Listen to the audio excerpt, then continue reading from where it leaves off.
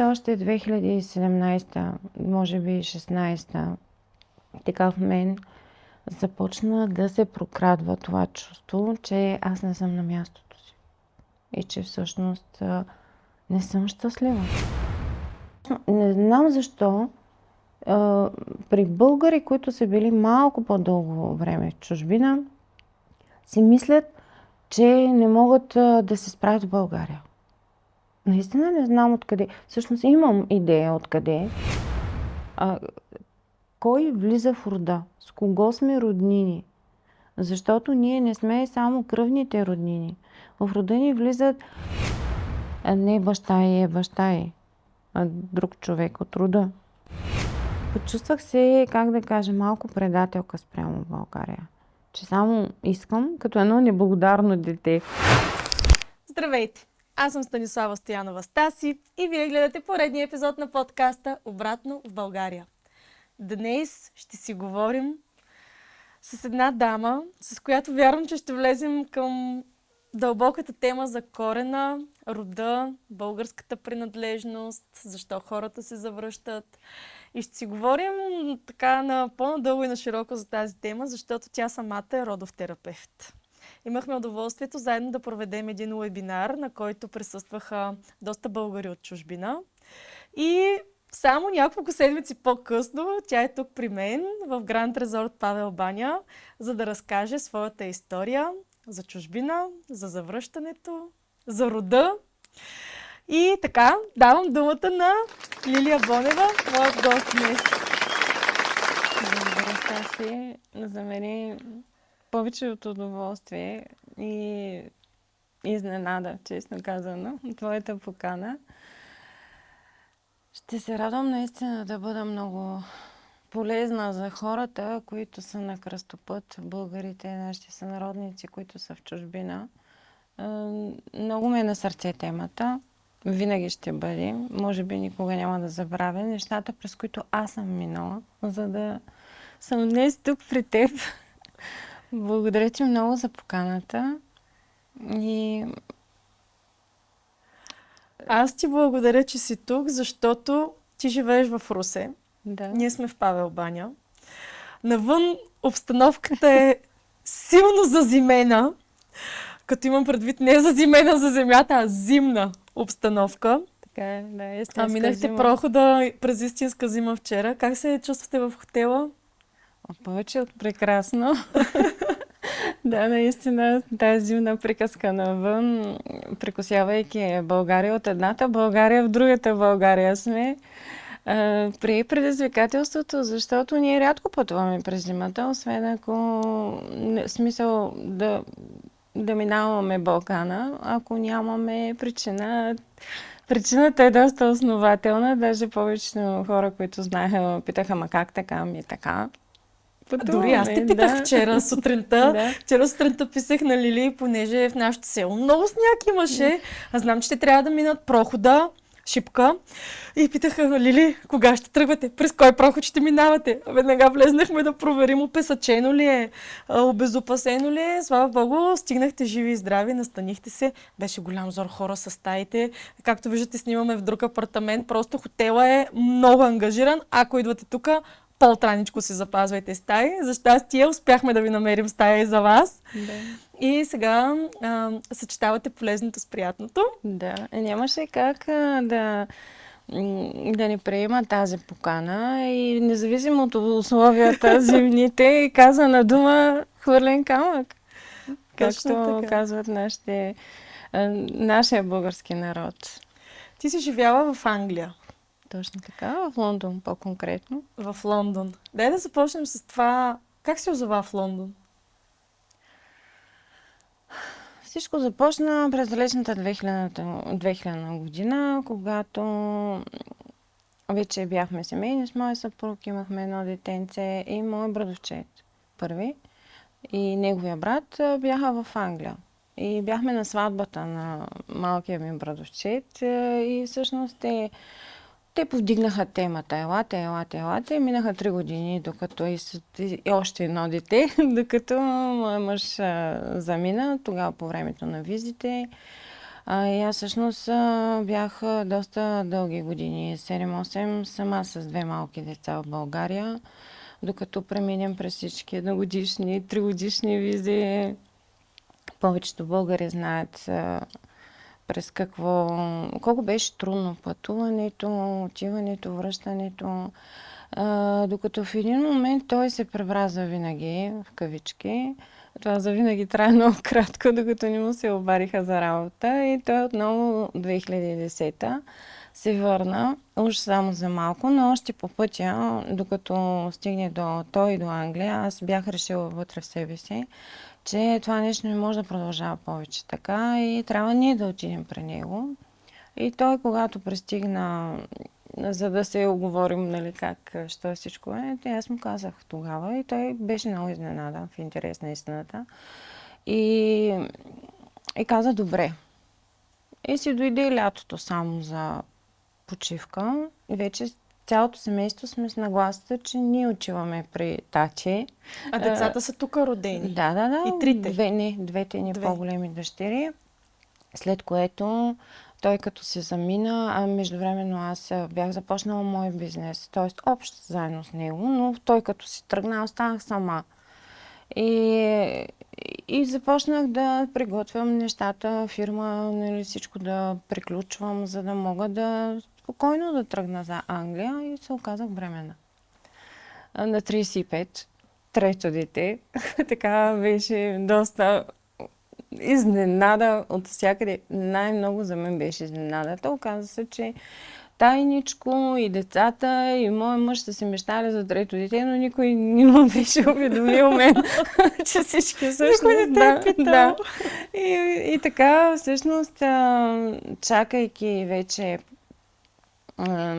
това, което мисля, че беше сега на английски ми идва, али втори ми, жителството.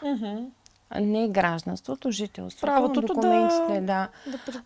Те всъщност пристигнаха вечерта преди и паспортите на децата, вечерта преди да летя в 27-та седмица за Лондон. Трябваше да оставим децата за малко в България двете, което за мен беше много голяма драма.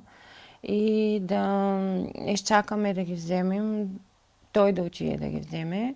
И така Дарена се появи в Англия. В Лондон се роди. Малко драматично беше кацането ми в Лондон, защото по спешност бях приета в болницата. Получих много голям кръвоизлив. След полета в 27 По време седмица. на полета беше, да. Вау. От налягането или нещо друго се е случило? Оказа се, че имам отлепена плацента. И това наложи да родя секция. Слава на Господа, трудно, много трудно беше. Ние бяхме сами, поне и децата бяха вече. Едното беше тръгнало и на училище. Но така започна живота ми, тази нова страница, малко драматично в Англия. Цялото семейство заедно, това беше голяма мечта на всички ни. И децата, и всички се учихме да живеем заедно. Плюс още един нов член. Но в интерес... съвсем много често съм си го мислила и с децата сме си говорили. Това бяха много трудни години на адаптация, но много, много са ни ценни. И в момента имаме чувството, че все едно в друг живот е било. Толкова бързо се случиха много неща. Изобщо като че ли е доста забързан ритъма на живота и на самото време. Англия ни даде много. Много наистина. Аз и в уебинара на това обърнах внимание, че е много важно винаги да сме изпълнени с благодарност и да виждаме нещата, които са ни дадени, които сме получили. Дори понякога като не много приятни уроци, но да отдадем признание, благодарност и към Англия, и към България. Всъщност още 2017, може би 16, така в мен започна да се прокрадва това чувство, че аз не съм на мястото си. И че всъщност не съм щастлива. Не съм щастлива в Англия. И отнеми време аз да го призная пред себе си. След което да го изкажа на глас. Отговора на което беше: ма как така? Ама ти трябва да си щастлива. Да, обаче не съм. Моя съпруг, честно казано, беше много шокиран. Буквално имаше една година, в която нямах право да казвам България. Нещата ескалираха. Въпреки че аз се опитвах да ги потискам в себе си, те болестите така дойдоха една след друга. Аз тогава изобщо не подозирах наистина, че има голяма връзка с вътрешното състояние на човека и че всъщност физическите ни страдания са последен вик на душата, ако мога така да го кажа. И в крайна сметка, така първата стъпка, която беше завръщането ни, когато голямата ни дъщеря с моя помощ, на мен ми дойде идеята, кандидатства в Американския университет в България и тя се върна първа. След което и малката я последва. Накрая живяхме една година само тримата с най-малката. И точно тази година беше така много, много решаваща. И имах много случки, които ми показваха. Аз съм споделяла и с други хора. То за всеки е много специфично. Как да чуеш душата си и как наистина душата ти дава всякакви знаци. Опитва се всякак да проникне над разум, над страхове и всякакви други предразсъдъци, блокажи, съпротиви. Да я чуеш. Аз имах един много така разтърсващ момент, в който излизам от работа. Аз работех в почистваща компания в офиса. И съм между българи и англичани, но в общи линии цял ден кореспонденцията ми е на английски. На телефона отговарям на английски. И излизам от офиса да вдъхна малко така въздух, да се прибера вкъщи и чувам един човек как си говори естествено на английски, защото ние сме в Англия. И толкова изведнъж в мен нещо изригна. Толкова ме издразни този език. И аз буквално замръзнах. И си казах, това нещо не е естествено, не е нормално. Защо за реакция на човека си е в Англия, говори на Англия? Проблема е в мен, не е в Англия. И тогава се замислих много, много, много сериозно. Имах и друг случай, в който просто както си стоя в една и съща обстановка, буквално те връхлита един въпрос. Твоето място ли е? Ти тук ли трябва да бъдеш? Защо си тук? Това става за части от секундата. Защо се случва след определен период от време? Защо не се случва втората, третата година, още докато е началото, се случва след малко по-дълъг период на пребиваване? В твоя случай кога се случи? На седмата година. На седмата година беше така много, изведнъж. Защо се случва ли? Защото има причина да съм там. И аз всъщност съм си свършила работата. За това, за което съм отишла там. И просто вече започва да бие камбаната, че е време да си ходя. Че тук вече нямам работа. И за всяко нещо е така. Човек трябва да усеща, има една приказка, на време да си тръгваш. Наистина е много вярна. И човек трябва да слуша. То го има вътрешния компас, но трябва да го слуша и да следи знаците. Аз естествено не съм волна птичка. Когато човек е в ангажимент, има семейни отговорности, родител е, естествено трябва да се съобразиш с децата, с съпруга на първо място. Но аз на пръв поглед изглеждаше много необмислено и много изведнъж решението ми, но всъщност аз когато ми стана вече наистина много нетърпимо положението, седнах буквално и мислих на един лист плюс и минус. Плюс и минус. И си И аз съм дадах го сметка, правила. че всъщност нищо не ме задържа в Англия. А всъщност и аз имам не е такова страшно. Не знам защо при българи, които са били малко по-дълго време в чужбина, си мислят, че не могат да се справят в България. Наистина не знам откъде. Всъщност имам идея откъде. Откъде? От рода, естествено. Това са коренни убеждения вътрешни, които са програми, начин на мислене, който е имал понякога ние не чувстваме как да го кажа, изпитваме чужди емоции. Реагираме по начин, по който не е наш. Той е от рода на някой, който не е бил чут, не е бил видян, не е бил разбран. Или някой, който не е имал възможността да изрази емоцията, която е имал.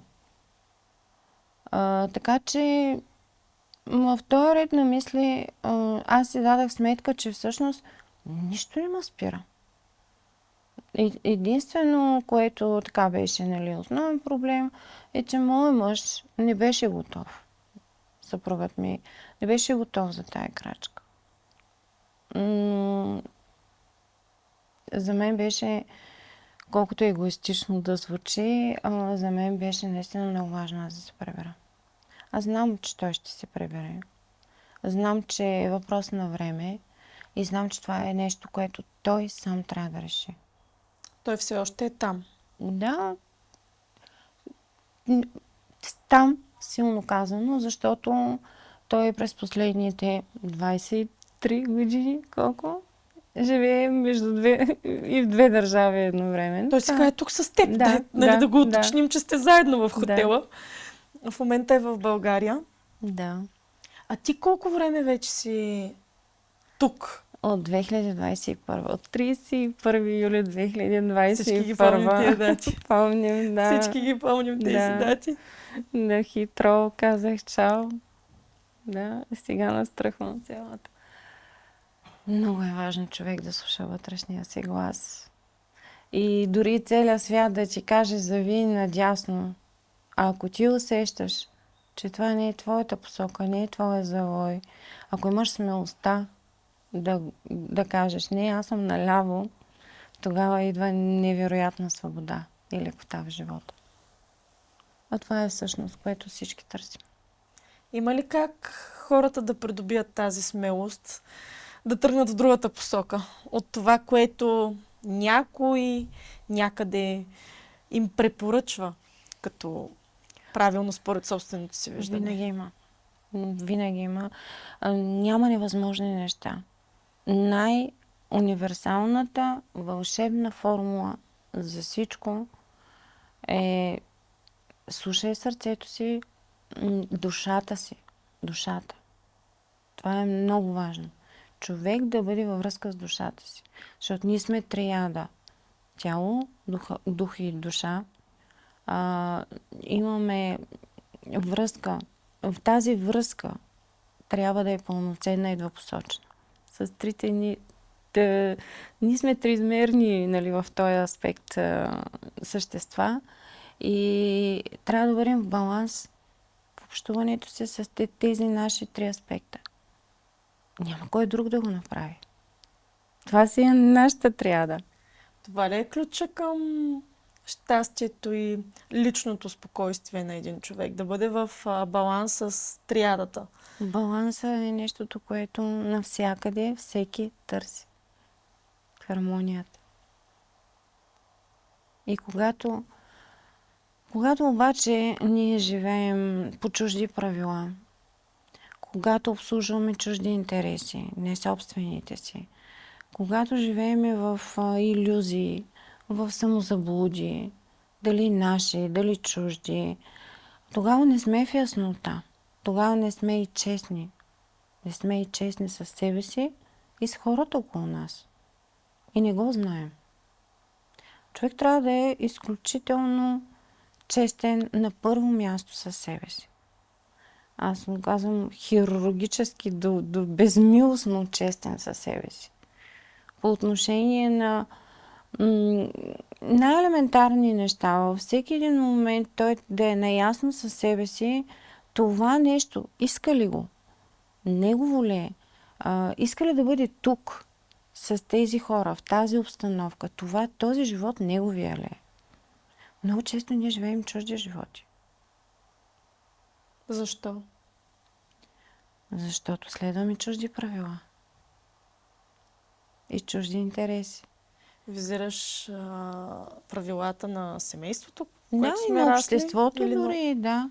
Но от гледна точка на родовата терапия, това е основното нещо, заради което хората се обръщат. Наистина те идват с заявката, сякаш не живее собствения си живот. И това е така, защото повтарят нечия чужда съдба.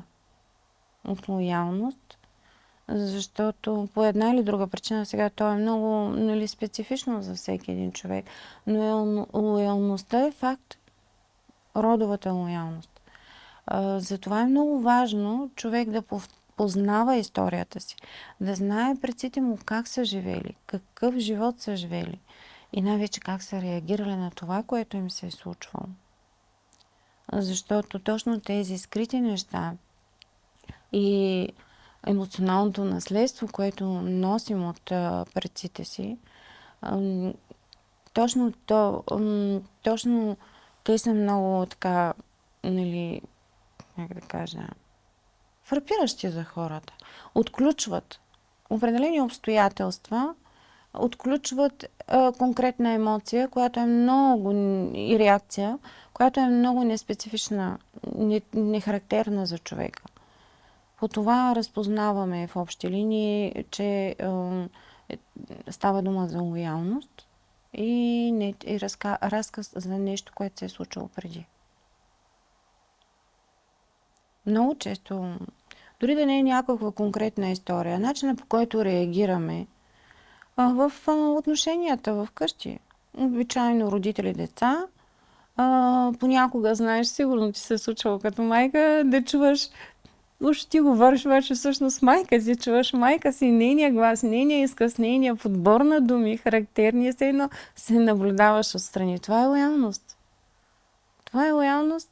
Ставаме обикновено, това не е хубаво човек да се зарича, никога няма да бъде еди какъв си. В един момент наистина ставаш, особено, що се отнася до родителите, ставаме същите като тях.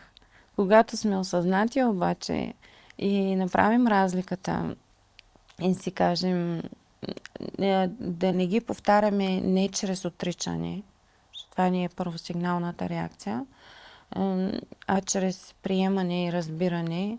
И когато сме наясно със собствените си представи за родителството, да вземем това, което е ценно от нашите родители и да изградим свой маниер на родителство, това вече е осъзнатост. Без да отричаме, това, което са направили нашите родители за нас. Аз наблюдавам една форма на родителство, която е по-скоро от самото общество, не толкова от самите родители, колкото от самото общество. Какво искам да кажа, без да обидя никого? Едни и същи реплики се казват, по един и същ начин се реагира. Забраняват се неща, без да има логична причина защо се забраняват, като например ще пуснете леди кое си дете да играе на парзалката навънка и те казват не. Няма причина да кажат не. Казват не. Не може, защото трябва да има правила. Има ли първи стъпки, които може да предприеме един човек? В случая говорихме за родителство, но въпросът ми е като цяло към това осъзнаване, за което ти говориш. Защото според мен има хора, които не искат да бъдат осъзнати и изобщо не се задават въпросите, които ние с теб си задаваме. Нормално е да има и такива хора. Нормално е. А те щастливи ли са? Ами, това е въпрос, който те трябва да се зададат. Не ние.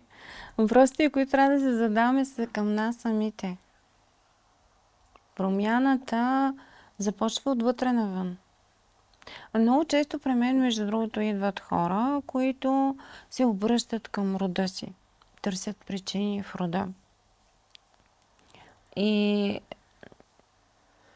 то е нормално. Аз не го казвам с някакъв укор, просто наблюдение. Те търсят причините там. И понякога си мислят някои от тях, че когато открием, че там нещо се е случило, това ги успокоява. Но това не е терапията, точно. Терапията е да осъзнаеш, да опознаеш, да знаеш в каква среда са живяли твоите предци. Как са се борили, какви предизвикателства са имали и как са реагирали. Не да ги критикуваме, защото ние само се догаждаме какво им е било. И идеята е, опознавайки ги, знаейки нещо повече за тях, като личности и като цяло енергията на рода си, да се докосне до тях, да види, да усети своята принадлежност. Всъщност човек, когато изследва рода си терапевтично, изследвайки предците си, откривайки ги, най-много опознава себе си. И това е най-хубавото. Когато казваш изследва рода си, говорим за баби и дядовци? Или Не само. лели, чичовци, братовчеди? Родът е Аз имам голям род, затова те питам. Да, имаме, както го казваме, вертикал и хоризонтал на рода. Рода е огромна структура. Хората наистина в днешно време, според мен, трябва да се изучава в училище. Кой влиза в рода? С кого сме роднини? Защото ние не сме само кръвните роднини. В рода ни влизат и кръстници, кумци, както кумове го казват, нали, в различни части на България, млечни братя и сестри, млечна майка някои деца са имали, включително и в моя... Аз съм примерно млечна сестра с моя братовчетка, защото майка ми е кърмила. Ние сме родени близко една до друга. Също така по братя ми и по сестри ми. Даже хора, които дълго време са били наши приятели, малко или много, даже повечето ми довереници забелязват сходства в съдбите на свои приятели. Каквото има при тях, това има и при приятелите им. Тези хора също имат влияние и място в нашата родова система. Нашите началници. Ако дълго време началник, така малко устаряла дума за днешно време, наистина, но да речем, моята майка на времето имаше една началничка, която не знам колко години са всъщност работили заедно, но бяха много близки. И семействата не станаха близки. И тяхната малка дъщеря беше доста по-голяма от мен, но така, колко сме си общували, не знам. Нямам голям спомен, защото за мен беше тя какичка. И каква беше моята изненада, когато повече от 30 години по-късно аз се открих в БГ Мами в Англия, я видях, да. И отново възобновихме контакта си след толкова години. И всъщност си дадах сметка и успях да видя майка й. Отидохме на гости със семейството ми при нейното семейство. Майка й все още беше жива. За мен беше едно среща с моята майка и си дадах сметка по-късно вече, изучавайки родовата терапия, че всъщност тези хора са част от нашето семейство, защото случайно ли след толкова години ние се срещаме и ние се срещаме и почваме да си говорим все едно ги няма тези 30 години. Има едни такива хора, с които общуването... Да, и не трябваше доста време, докато си разкажем тези 30 години и тя и аз. И аз да се запозная с нейните деца и семейство, тя с моите. И така че рода е наистина огромна Имаме благодетели, имаме и злосторници. В рода ни влизат като енергия и хора, които са направили лошо на някой от нашия род. И затова е много е важно човек да се познава, да знае определението за род. Род не са само нашите родители, братя, сестри, лели, чичовци, войчовци, стринки. Да. Нали, също родовете, с които ние се сродяваме, т.е. в случая, когато мъж и жена се сключват брак, това е сродяване на два рода. И това е много важно. Изключително важно. Хората си мислят, че се женят само мъжа и жената. Всъщност се сродяват два рода. И отношенията, които има между мъжа и жената, всъщност са огледало. Все едно е буквално театър на мъжете от рода и на жените от рода. Всеки един от нас, като двойка, всъщност, възпроизвежда и разказва чрез реакциите си, според начина на взаимоотношения в брака. И всъщност разказ. Ние повтаряме и модели такива, които са в рода ни. Но и реакциите ни. Аз лично, след толкова години, всъщност си дадах сметка, че аз реагирам като жените от моя род, а съпруга ми възприема мен като жените и от неговия род и реагира като мъжете от моя род. Да, много парадоксално звучи за хората. Първоначално те не казват, не, това нещо не може да бъде вярно, че, нали, известно е, че мъжа се избира жена, която прилича на майка му, но също така и жените избират мъже, партньори, които приличат на бащите им. Въпреки че на пръв поглед изглеждат изключително различни, коренно различни, като физика, като емоция, като менталитет, винаги има нещо, по което си прилича. И всъщност ние се сродяваме с тези, двата рода се сродяват, не вземаме ни решението. Родовете си правят така, че ние да се срещнем, за да има потомци. Сега ще разкажа какво научих след като се омъжих за моя съпруг. Бяхме на гости от тях. Вече сме женени, даже сигурно имахме и голямата ни дъщеря. И майка му извади една стара снимка, на която са моята баба, неговата баба, майка му и леля му, баща ми и чичо ми заедно на море. Като деца. Оказа се, че двете ни баби са били колежки в един завод готвачки и са били заедно на Китен за лятото и всички те като деца са заедно на море. И години, колко? 30 години, 40, глупости, 40, 50 години по-късно, Да. ние сключваме брак. Да. Имаме 2 деца. И това не го знаехме. Така Години е. след като сме били заедно, тази снимка се появи и всъщност взехме да гледаме кой е. Така, много такива интересни случаи има. Аз съм абсолютно убедена. Родовете просто си търсят лика-прилика да са си като два стръка иглика и това не е случайно, защото ние сме като представители на рода си, сродявайки се, ние трябва да решим задачите на рода си. Чрез брака си, чрез децата. Всеки род ли си има задача? О, да, всеки род и всеки член от рода си има своите задачи. Всеки... Някой някога разбира ли какви са точно задачите или просто живота ги поднася и ти се справяш по някакъв начин? Ами, и двете. Сега, последно края на годината работих с една жена с удивителна история, наистина, която през такива трудности е минала. Аз се възхищавам много на такива съдби, защото наистина не всеки му е дадено. Ако на мен ми се беше паднала нейната съдба, не знам дали бих могла да се справя по начина, по който тя го е направила. Но тази жена е свършила толкова много родова работа. И тя някак си го знаеше това нещо. И аз си казвам, разбираш ли, че свърши се вече, трудното мина.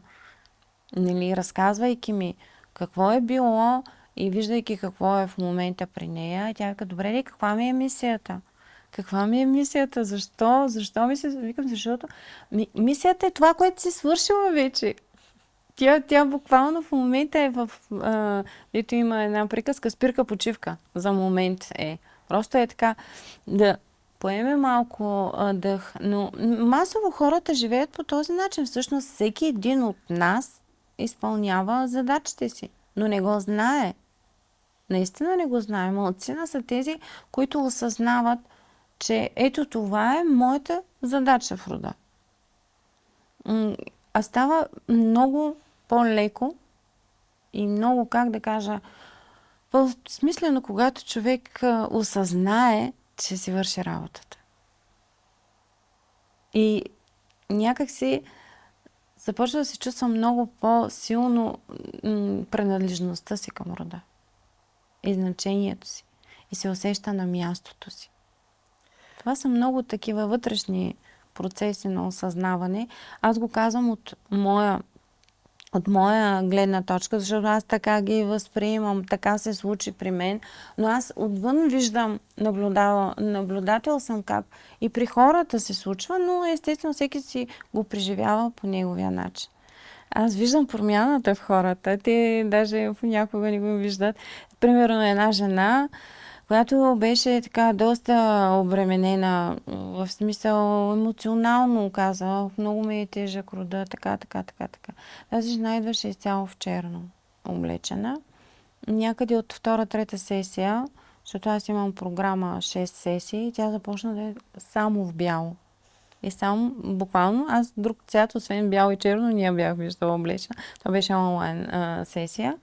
И тя не само беше облечена бяло, тя сияеше, тя просто нямаше търпение, усмивката беше толкова широка. А първоначално как дойде, и аз даже един път не се стърпях и казвам, ако имаше така една скрита камера и едно преди и след да те снимам, да видиш, ти самата да видиш разликата в начина, по който изглеждаш. Очевидно, вътрешната промяна си върви. И много удовлетворяващо. Това е много интересна и деликатна наука. А ти как започна да се занимаваш с това нещо? Още докато беше в Англия ли се появи интереса към рода и корена или... Да, всъщност той се е проявявал, но аз пак не съм го разбрала точно. Беше много интересно. Бях загубила връзка с една моя астрологка, то така силно казвам, нали? Една жена, при която от време на време така си поръчвах хороскоп.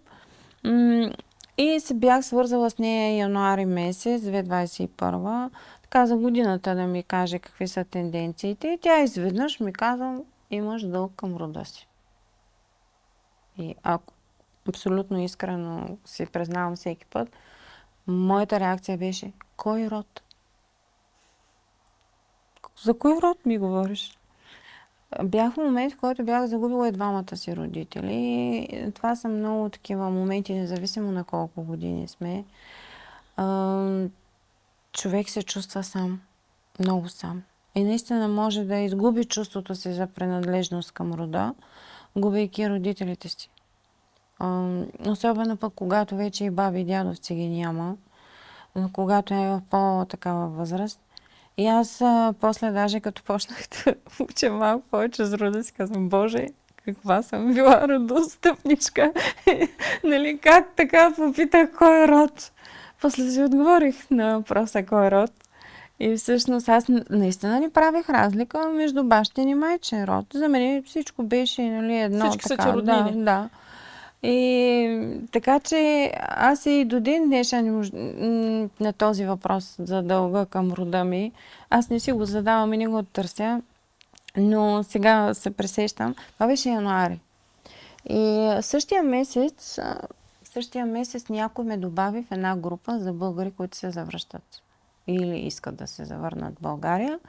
И там 2 месеца по-късно, непосредствено след рождения ми ден, видях една обява, такава публикация, че жената е родов терапевт, без изобщо да знам за какво става въпрос. Прочитайки родова терапия, то ток мина през тялото му. И моментално в движение бях, даже си спомням, че пишех, записах си, говорих си, чухме се, оговорих се. След 3 дена бях на родова терапия. Отделях се всяка сряда, само за това.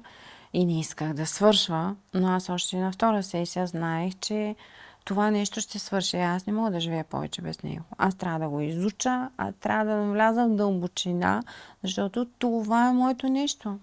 И даже родовия терапевт тогава, тя ми каза: Лили, имам чувството, че говоря с колежка.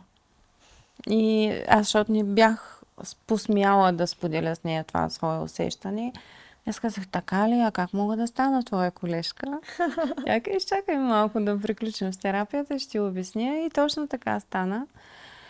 И аз бях подала вече заявлението си да започне, нали, процедурата, да ми изпратят документи, но след като вече бях взела решение, че се прибирам в България. И даже при разговорите моят съпруг каза: ама ти можеш да учиш това нещо и в Англия, няма нужда да си ходиш в България. Аз казвам: не, обаче аз така го усещам, че трябва да съм си в България. На място. Да, на място. И действително, защото аз се открих много неща в моя род. Много хора, които никой, просто подавайки документи в общината, и до ден днешен повечето ми роднини не знаят за съществуването на тези наши предци. Какви документи в общината си подавала? Всеки един от нас има право да отиде в общината, в която са живели нашите роднини, да речем баба, дядо, и да поискаме едно удостоверение за родствени връзки. Не за наследници, за родствени връзки. За бащин, за майчин род. И излизат списъци с роднини, които имаме, за които никога не сме чували. За мен това е важно. Аз няма как, нали, повечето от тях вече са си отишли. Но за мен е важно да си нареда картинката. Ние правим едни схеми на рода, които са изключително терапевтично средство, защото ние, рисувайки рода на белият лист, поставяйки всеки на точното му място, това наистина лекува цялата система. Аз в началото не вярвах, че е така. В смисъл не, че го опровергавам, но просто не разбирах как е възможно да се случи. Сега вече не питам как се случва, аз знам, че се случва и че е факт, наистина. Не е случайно, има толкова много практики, нарисувай рода си. Много е важно да не изпускаме никой. Всеки трябва да бъде на мястото си. На всеки трябва да му бъде признато мястото. Колко назад се рисува този род? Доколкото имаш възможност като знание, може да не го знаеш точно, няма как да знаем, да имаме информация такава документална, нали, писмена за всеки един от предците ни, защото това са много поколения, много години назад. Има един момент, в който просто ги приемаш. Информацията свършва и стигаш до определен момент. И в практиките ни, когато човек се свързва с рода си, той вижда лицата само на тези, които познава. Другите са като силуети, като енергия, като присъствие. Ние, като част от родовата си система, всъщност имаме достъп до цялото знание. Ние знаем абсолютно всичко в рода си. Чрез способите на родовата терапия извеждаме от това несъзнавано, това е колективно родово поле, това, което на нас не е нужно да знаем. Не е нужно да се обременяваме с цялата тази информация. И принципно при нас идва тази информация, за която ние сме готови. Която можем да разберем, да приемем. Много често тази информация е пред очите ни. Но ние всъщност не обръщаме внимание, не знаем, че имаме тази информация. Но пак казвам, много често хората се обръщат към мен, казвайки, ама аз не познавам рода си, не знам, нищо не знам. Не е точно така. Наистина не е така. Аз когато започнах да задавам въпроси и исках да знам повече за рода си, се обадих на леля ми, с която никога до този момент не бях говорила по месенджер. Аз нямах търпение когато тогава беше и пандемия, кога ще се прибера, пък че да се видим. Имам месенджера, защо пък не, нали? И се обадих на Леля и ми я питам. Тя понеже е доста по-малка от майка ми и естествено има различни спомени от тези на майка ми. Но все пак аз питам Лело, сещаш ли се това, онова, задавам въпроси. Тя не, нищо не се сещам. Обаче аз, понеже имам навика работен такъв, винаги когато говоря по телефона, си водя записки. Понякога дори с лични разговори, просто ми е втора природа. И винаги с химикал и с лист. И Леля ми, докато нищо не си спомняше, аз изписах 10 страници Леля, дето нищо не си спомня. И тогава след един месец отново и се обадих. То беше, помня много добре, преди Георгиев ден. И си казвам, Лело, ние защо нямаме толкова Георги в нашия род? Имаме само баба Гоци, която е Геновева. Лело, викам, това възможно ли е да е първородна дъщеря, кръстена на някой дядо Георги, защото Геновева обикновено вероятно на Георгия е кръстена. Викам, помниш ли каква беше табелката на дядо на вратата? Аз се опитах даже просто така да се върна назад в спомените си, да видя каква беше табелката на дядо на вратата, на дядо ми. И ми излезе Георгиеви. И звъннах тогава по този повод. Викам, Лело, Георгиеви ли бяха дядо Любо? И тя каза, да. Такива древни нещица, но всъщност те ни помагат да се наредим пъзела. Наистина. Твоите дъщери ми е много интересно как приемат всичко това. Кажи ми сега на колко големи са. Студентката, която е дошла в България, предполагам вече е завършила. Да. Малката колко е малка и как приемат и трите това твое знание? Проличина е на 25 все още.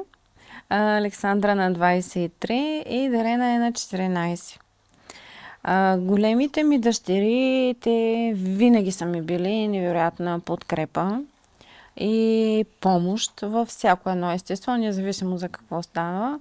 Дома винаги са много въвлечени в моите неща, независимо с какво се занимавам. И наистина ми помагат. И това е много хубаво да имаш големи деца, които да ти помагат, особено като става въпрос за модерните неща, които те всъщност ни въвеждат. Говоря за технологии, реклама и такива характерни за времето ни инструменти. А малката беше на 10 и половина, на 10 точно всъщност, когато се прибрахме. Имаше един въпрос от вебинара, нали, по отношение на децата.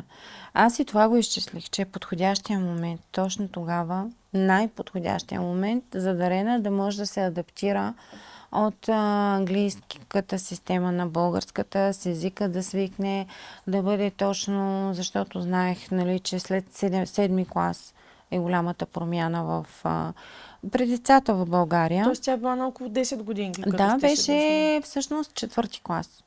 Отидахме. Слава на Господа, попаднахме, тя между другото има голям късмет с учители. Много добра госпожа, която й помогна много да се адаптира. И матури в 4 клас, всичко така. Добре, много добре се развива Дарена. Тя наскоро всъщност ми сподели, че първата година си е мислила, че ще се прибираме. Но всъщност аз нито за миг не съм си мислила, че ще се прибера. Защото е важно човек, отваряйки една врата, затваряйки една, отваряйки друга, да се даде категорично такова намерение, вътрешно, когато поема на някъде. Сега много ясно, нали, че няма как да сме в днешно време, не е добре да сме крайно праволинейни. Винаги трябва да сме адаптивни, но за важните неща, като това, нали, от една от друга държава, човек не трябва да се колебае. И трябва да слуша наистина това, което отвътре му идва.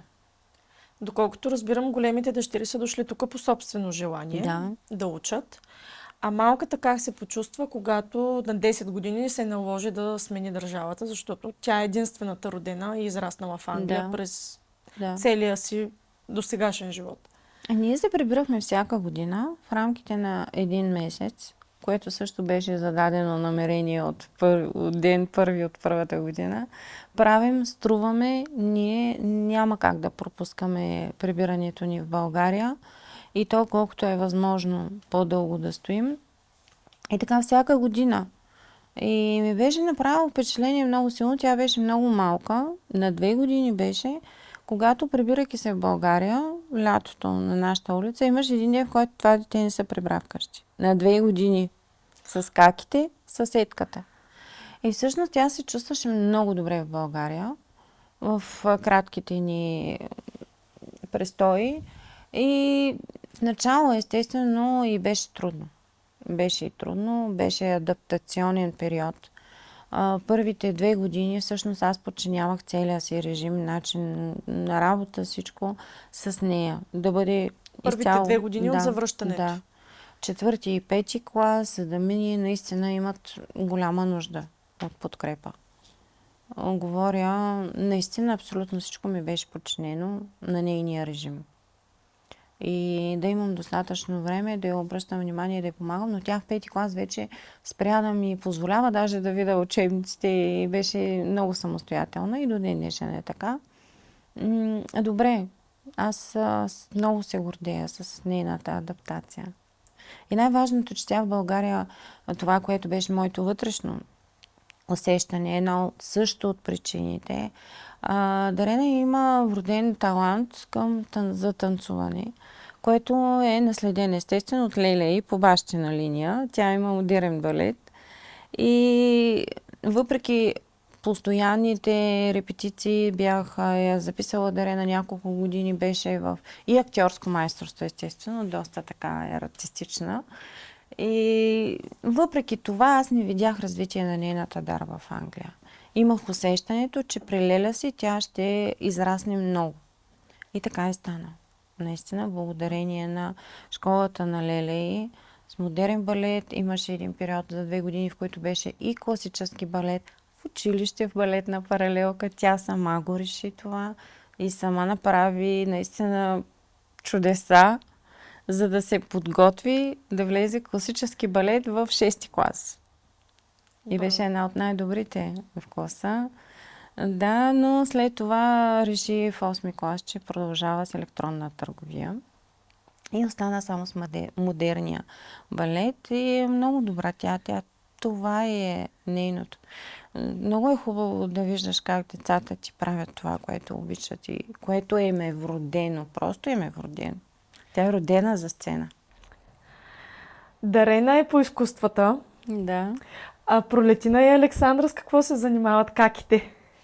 Пролетина като една първородна, естествено, тя е в бизнес средите с маркетинг. Александра също, между другото, но те учиха една и съща специалност в един и същи университет. Но мечта на Александра, и тя има така силен афинитет към малки дечица, които много обича да ги упражнява, да ги учи. Детска учителка и беше мечта от малка. И има втора работа. Всъщност тя започна първо с тази втора почасова работа и след това започна в основната си работа на пълен работен ден, която е. Занимава се в една частна детска занималния. И даже ние с баща ѝ си доста често и казвам, че на време тя може би наистина има много такъв афинитет и децата я усещат, много си я харесват и си я обичат, но първоначално, защото тя е гледала и деца така по-часово в Англия, като бяхме, на наши съседи, така ангажираха и бяха много доволни. Едно, а когато вече по друг начин, нали, професионално, други неща видя, научи и е много щастлива в тази си. Аз я виждам. Цялото Усещам ви я. женско царство ли се подвизава в Русе?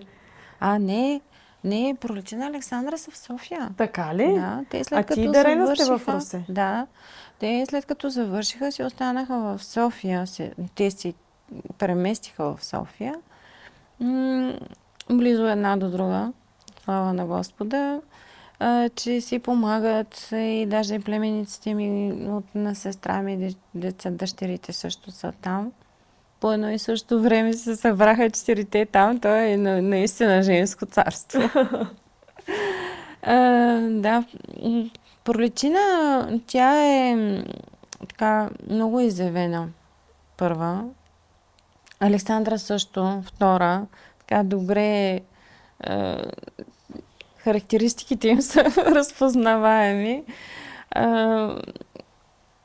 Щастливи са. Щастливи са. Аз първата седмица, когато тя беше в България, Пролетина сама, я оставихме, както казва, оставихте ми. Тя каза, мама, до сега не съм живяла такова, защото те имаха една седмица, в която ги запознават, понеже се води международен университет и ги запознават, ходят на екскурзии в околността в София, на обиколки, даже на мюзикъл ги водиха. И тя просто усети, видя България, така много й хареса. И до ден днешен е така. Връщат се в Англия, от време на време ходят не на почивка, за кратко, но определено поддържат си контакти с техните приятели, съученици от Лондон, но до ден днешен те казват, че не съжаляват за избора си и са определено по-щастливи в България. А съпругът ти как се чувства между двете държави? Ти сподели, че той последните 30 години почти 23. 23. Да, 23 години станаха. 23 години между двете държави. Да. Ами да, по принцип обича да пътува. Да, не знам. Както споменах по-рано, това е решение, което той трябва да се вземе. Е много важно. Наистина не му беше лесно с моето решение, но аз му благодаря, че го прие. И те пусна. Да, това е много важно в една връзка. Наистина да уважаваме, да не стават насила нещата. И пряко волята, не трябва някой да се жертва за някого. Аз съм на този принцип. Какъв пример даваме на децата? Това, което децата ми бяха казали най-неочаквано и което на мен ми даде наистина криле, мамо, ти ни даде урок по смелост. Защото наистина предвид на реакциите, нали, вкъщи, и не само вкъщи, доста хора от обкръжението ми бяха много изненадани. Но както и в предишния ни разговор споменах, никой не ме попита защо. А всеки реагираше и казваше, почваше да разказва собствената си история и защо все още не е тръгнал и не е взел това решение. Никой не ме попита защо се прибирам. Защото всички знаят защо се прибира човек. За да бъдем обективни, това е моята история. Ако някой се препознае и това му бъде полезно, аз ще бъда много щастлива да съм помогнала на някой да вземе едно решение важно за живота си, за посоката, която иска да поеме. Но има хора, които могат навсякъде. За тях не е разлялата с България, с рода, нали, родното място, като цяло казвам България, не е драма. Оказва се, че за мен е. За мен също. Аз в начало не го осъзнавах това. По-късно го разбрах. И всъщност го разбрах благодарение на Англия. Ако бях заминала, нямаше, може би, да минам през тези неща. Нямаше да обикна толкова много България. Последната година, преди да взема решението, толкова много копнех за България, че бях отказала да ходим да пътуваме където и да била другаде. Всякакви дестинации, просто не, България, което естествено ставаше доста напрежение вкъщи. Но не искам да ходя никъде другаде, искам да се пребера в България. Ако ще е в най-затънтеното село, ме заведи, което никъде не съм била, никога и никой не познавам, достатъчно му и по небето да познае, че аз съм в България. Има звезди. И не само, има простор, не знам защо мога да дишам. Не знам защо небето в Англия ме потискаше. Защото няма звезди. Аз това ми го каза дъщеря ми. Като се прибрахме тук, тя беше на 7. И отключваме вратата на къща. Аз това съм го казвала в епизодите. И тя поглежда към: леле, мамо, гледай колко много звезди. А ние сме в село и съответно е много тъмно небето и блести. Блестят. А в Англия е само бяло небето. Няма звезди. Наистина няма сега. Няма? Ева го каза. Аз не бях обръщала внимание. Детето ми го каза. Децата виждат, между другото, много неща и е много важно да се вслушваме в тях. Понякога звучат фантасмагории, но много истина, защото те са много свързани с душата си. Да. Много. Аз като те слушам как разказваш за България и за този копнеж, много хубава българска дума, копнея, за България. Аз съм от тия деца, които като малка, понеже съм играла много на село в планината, да дишам въздуха горския, да намеря чубрица на земята, да си откъсна, да мириша чубрицата. Този специфичния аромат зимно време, когато комините пушат и има един аромат на дърва. Спомням си такива аромати, които ме връщат в детинство, пък аз съм израснала във времето на седянките. Аз съм седяла с бабите на седянка и съм броила падащите звезди и минаващите самолети. Тогава не бяха много. Да. И някак си винаги съм знаела, че ще се прибера не в България, в Казанлък. Аз съм знаела, че аз още преди да замина за Англия, заминавах с идеята къде точно ще си купя апартамент и къде искам да живея, каква гледка искам да имам. За щастие, вместо да гледам в планината, в момента живея в планината, което е, нали, още по-добре. Но интересно ми е това, което ти каза за хората, които могат да бъдат щастливи на всяка. Аз не мога. Аз обожавам да пътувам в чужбина, обаче като знам, че имам обратен билет. Да. Обожавам. По 2, по 3 седмици няма никакъв проблем да ходя някъде, да обикалям, да говоря с хора, да се сливам със средата, но да знам, че на тази дата в толкова часа ще си кацна в България. Това е първа линия. Първа линия. Да. Айде разкажи го това за линиите. Обсъдихме го на уебинара. Между другото, чакай, ще отворя една скоба. Който не знае, заедно с Ленко от Еласио дома организираме уебинари няколко пъти в месеца с различни лектори на различни теми. Лили беше при нас на гости. Ще сложа линк към Viber общността в описанието и можете да влезете, като в Viber канала пускаме линкове за срещите. Та Лили там разказа една много интересна... то не е теория, то е... Да, то си е истина. Да, самата истина. Линиите. Аз съм първа линия. Да, между другото, нашите баби, това е родовото знание, което те са си го знаели.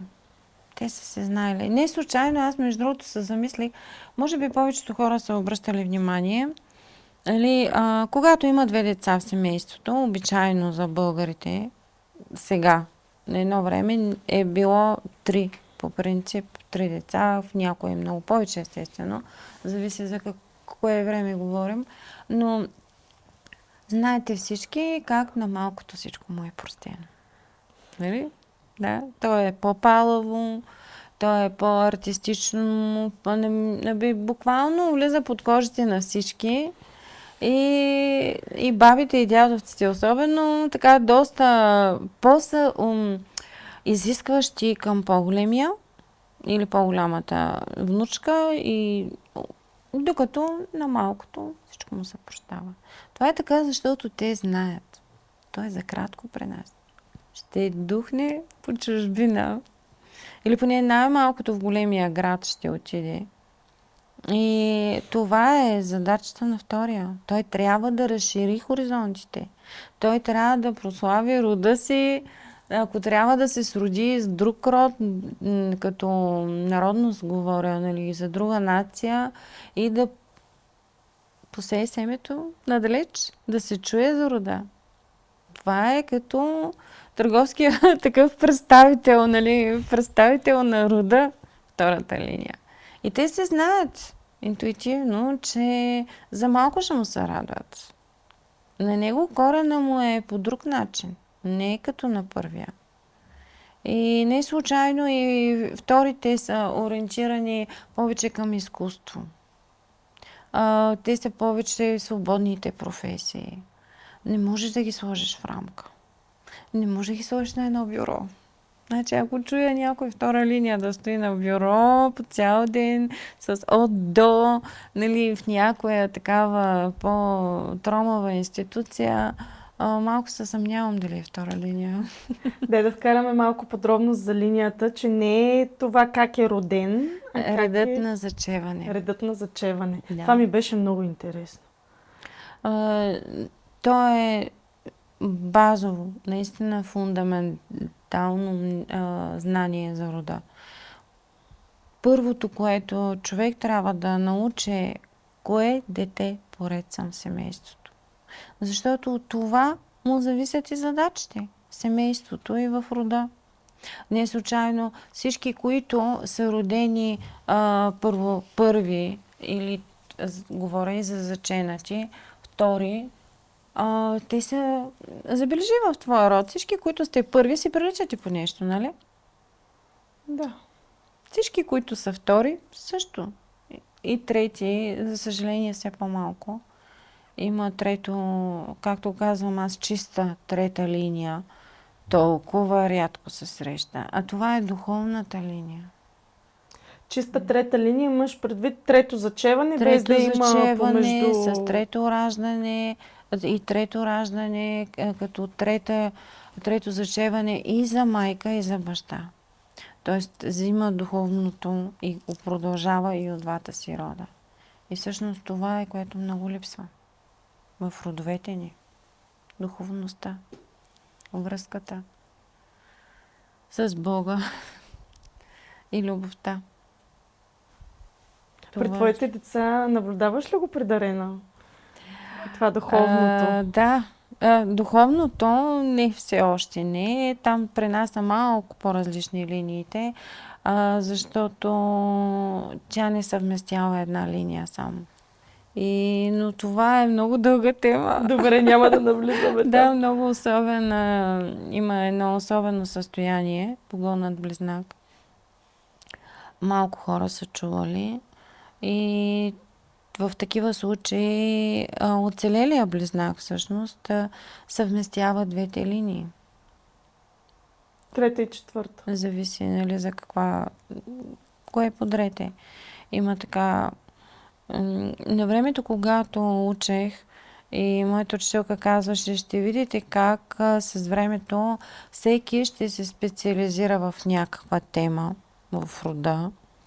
И за мен това звучеше много космическо. Казвам, да, кога ще стане това нещо? След 20-30 години, колко трябва, нали? Обаче наистина се оказа права.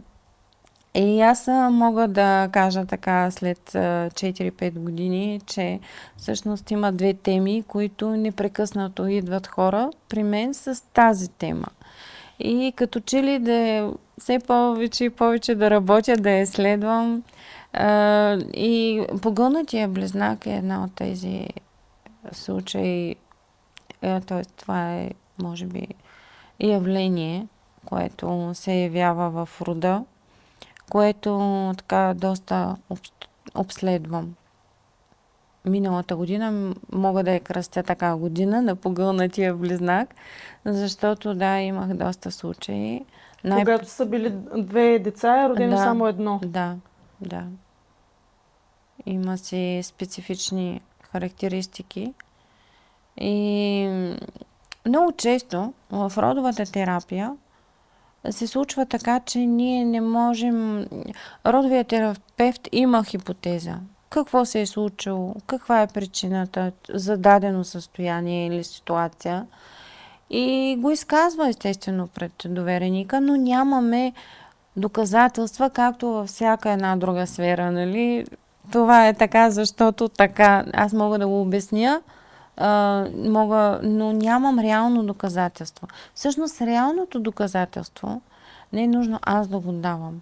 Важно е човека как го усеща. Защото, както в началото си говорихме, ние сме дух, душа и тяло.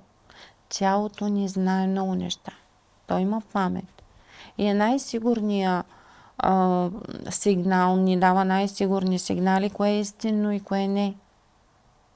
Имала съм случаи, в които една жена така ни се даде като информация, всичко водеше до това, че не баща ѝ е баща ѝ, а друг човек от рода.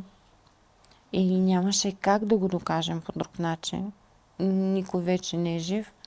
Но с теста на тялото, всъщност, това беше и нейното усещане. Това бяха единствените доказателства, които можеше да потвърдят моята хипотеза. Те и при погълнатия близнак по същия начин. А той човек се усеща. И друго, което имах един случай, в който дъщерята на моя довереница имаш. Аз предположих, че има погълнат близнак и всъщност тя се сети, че дъщеря и когато е била малка, но много малка, както се храни на масата и казва, аз се изядах близнака. И това го е повтаряла много продължително време. И тя си спомни дъщеря и когато майка й каза, бе така и така ходя на родова терапия и родовият терапевт каза, че вероятно имаш погълнат близнак. Преди да я обяснила какво е това нещо, тя каза, да, не си ли спомняш, мамо? Аз как повтарях, имам погълнат близнак. Така че това са ни доказателствата. Много често и думите, които използваме, всъщност ние не се чуваме даже, че ги казвам. В тях се крият много ключови. Затова ги наричаме ключови фрази. Това е много интересно. Да. Има много интересни теми в родовата история, изследването и родовата терапия. Една с една няма неинтересна история. Няма. И при теб работиш ли с хора от чужбина? Идват ли хора от чужбина при теб? Да. От разстояние ли работите? Как работите? Онлайн се случват нещата. Аз в началото си мислех даже, че ще работя повече с хора от чужбина. Не знам защо така. Може би, защото 10 години бях в чужбина. Естествено, първо моите познати, нали, с тях работех. Но в интерес на истината, аз даже погледнах и на страницата ми. Имам най-много така интерес от България. И то от големите градове.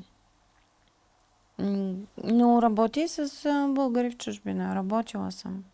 Наскоро така една моя довереница преживя една загуба.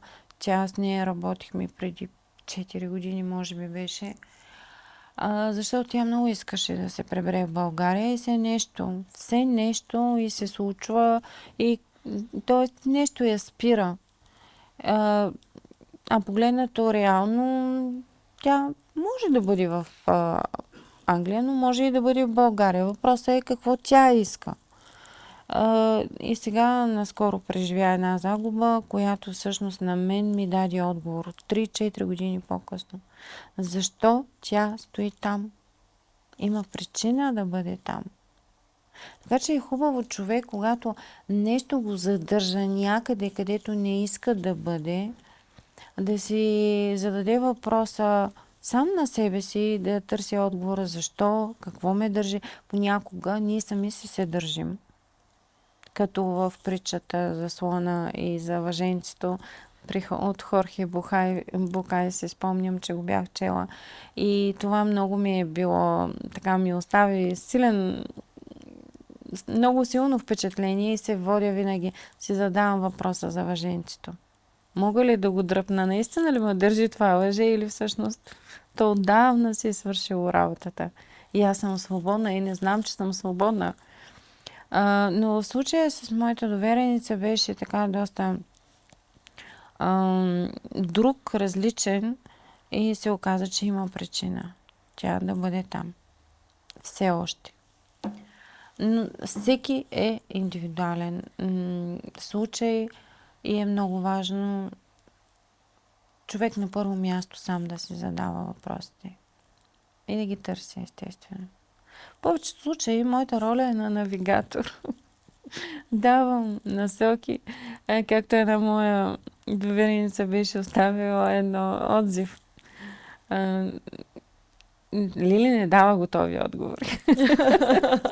Отиваш и чакаш, нали, ти сега ще ми кажеш, нали, обаче не. Няма да помогна на човека, ако му дам моята рецепта за нещата. Той сам трябва да си я напише. Аз мога само да го подпомогна с въпроси. За да стигнете до същината за да стигне той сам до отговорите си.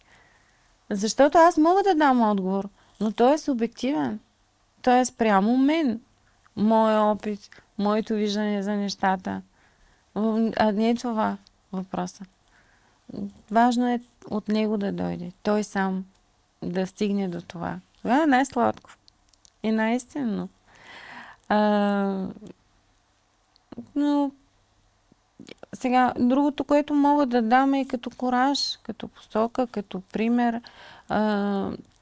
Ние хората учим чрез примери. Виждаме как някой друг е направил нещо, какво на него му е помогнало, но всичко трябва да минава през една такава вътрешно сито. Дали е за тебе това нещо? Не, че е друга рецепта, може да важи само за този, който е открил. Същото нещо важи и за прибирането в България. Да, да. При едни хора това е, дето казва, точно парченцето от пъзела, което липсва. Да. При други хора може би е катастрофално. Нали? То е много индивидуално спрямо човека, спрямо ситуацията, спрямо желанията, усещането. То е важно и къде се прибира. Тоест дали на родното място или на друго място? Да, защото ето аз примерно се прибирам в Русе. В Русе са по един начин нещата. Ако някой се прибере в София, то ще е различно. Ако някой се прибере в някое малко градче или село, те възможности са различни. Но ако това, което мога да дам като съвет е аз лично, при мен нямаше опция връщане назад. Защото аз така го искам. Аз така го усещам. Хубаво, лошо, това е България. Това е мой роден дом и град. Аз искам да бъда част от този град. Нещо, което може да не ми зададеш въпроса, но аз искам да използвам тази възможност е ние хората, българите, това беше едно от нещата, които между другото също така ме връщаше. Бях се задала въпроса, мисля, че беше 2012, когато бяха големите протести. България не ни е дала това. България, ние сме свикнали много да хулим България. Да я обвиняваме. Но малци да се задават въпроса, какво всъщност ние даваме на България. Ние искаме от България. Аз тогава се замислих и си казах, Боже, аз само едни 3 деца родих. Нищо друго не съм направила за България. И ми стана много виновно спрямо в България. Това е вътрешни мои си, нали, неща. Съвсем наскоро ги споделих с моя съпруг. Почувствах се, как да кажа, малко предателка спрямо в България. Че само искам, като едно неблагодарно дете. Така.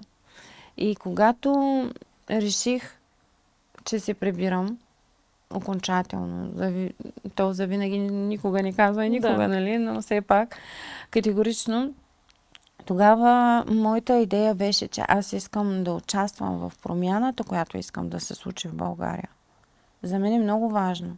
Повечето мои познати казваха, ами да, ще се прибера, когато нещата се оправят. Ма кога ще дойде този момент? Кой ще ги оправи, ако не ние? Искаме ли България за децата ни? Искаме ли я? Трябва да я оправим. Ние също имаме принос България да е на това дередже. Хубав или лош е принос. Участие или безучастие, нали? Едно и също е в крайна сметка. Така че това са много важни, беше много важно за мен. И си казах, добре, сега аз прибирам се в България. По какъв начин ще участвам в тази промяна? Аз буквално никой не познавах. Отново изграждах живота си, кръга от познанства. До мен бяха сестра ми и братовчетка ми, буквално лява и дясна ръка. Много им благодаря, че бяха до мен. За всяко нещо трябваше да питам, а сега това откъде, как го правите? Буквално се е носила в друга държава, наистина. Даже и в Русе бяха сменили улиците. Движението в Русе. Нали, ти си свикнал цял живот тая улица, така влизаш. То се оказа, че не е така. Буквално изучавах отново Русе. Даже се оказа, че съм правила едни нарушения, които по-късно разбрах.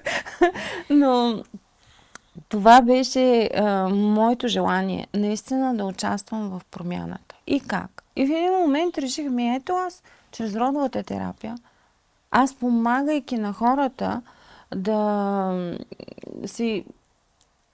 са по-свързани с родовете си, това помага и на цяла България, в крайна сметка, по този начин индиректен. И по-късно, миналата година, много бях щастлива, имах юбилей. И едно от най-силните така изречения, които чух, беше, че Русе има нужда от теб, Лиле. Което буквално беше едно някаква награда ми дадаха такава, една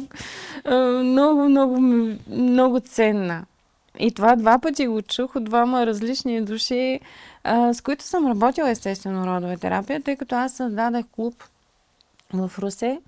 2023 година реших, че искам да събера хората, които като мене пламтят, горят в това знание. И хора, с които съм работила, и за мен беше важно да виждам какво се случва с тях, как и те, понеже ние сме ограничени ли малко или много в времето, нали, броя на сесиите, но на един регулярен принцип хората биха могли повече да научават за рода си по друг начин, в група, не индивидуално. Оказа се много полезно. Събрах хора, които мислим по един и същи начин. Ето вече 2 години направихме октомври месец, сме заедно и аз много им благодаря на тези жени. То се оказа женски клуб, малка общност. Но наистина много така бях щастлива, когато един път дойдоха нови хора, нови лица и една жена от клуба беше пристигнала преди мен даже, запознала се, чула историята и каза, тази жена има нужда от родова терапия. Има това беше разпознала травмите, което за мен беше много така радостно да го чуя, че хората, виждам, все едно съм ученичка, учителка, която вижда учениците как получават шестици, някакво такова, или награди някакви по олимпиади. По този начин се почувствах. Така че това е моя дан. Много е важно човек да се чувства ценен и да виждаш плода от твоя труд. Да. Аз мога да споделя същото чрез подкаста и вебинарите, които правим. Вече на десетки хора дават обратна връзка, включително и след срещата с теб, която направихме. Убедена съм и, че след този разговор ще има отзиви, положителни за това как сме успели да вдъхновим и да дадем отговори на някакви въпроси, които може би хората дори не са си задавали.